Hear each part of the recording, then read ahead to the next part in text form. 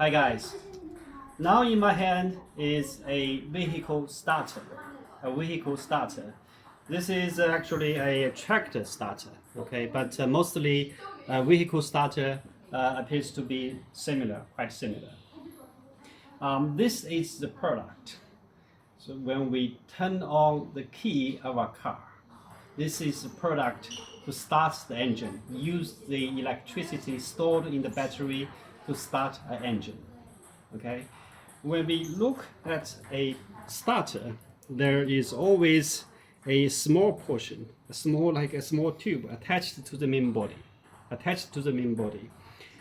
This is called solenoid switch. Solenoid switch. There are two main functions for the solenoid switch. Firstly, it bridges the current between the car battery and the circuit of the starter. Okay, so then it's not start, the current is cut off. It's cut off.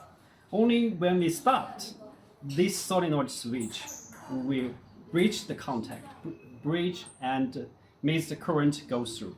Okay. The second function of the solenoid switch is to push out the gear, the front end gear. This part is called pinion. Okay, so when we turn on the key, the starter starts. This solenoid switch will push out the front end gear, and this gear will be engaged with the flywheel of the engine. Engage with the flywheel of the engine. Okay, this is the solenoid switch. Then we can look into the inside of the starter.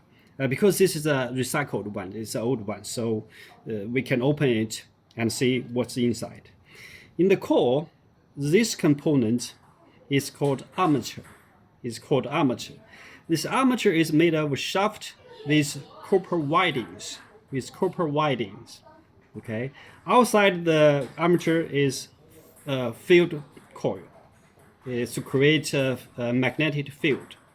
Okay, when the current flows through the armature's copper windings, the armature will then interact with the magnetic field to create rotating motion.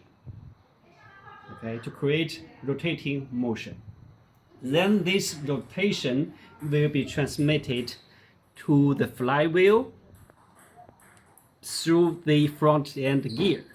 Okay, because the crankshaft of the engine is engaged with the flywheel, so the flywheel drives the crankshaft, and the crankshaft will crank the pistons of the engine to start the engine.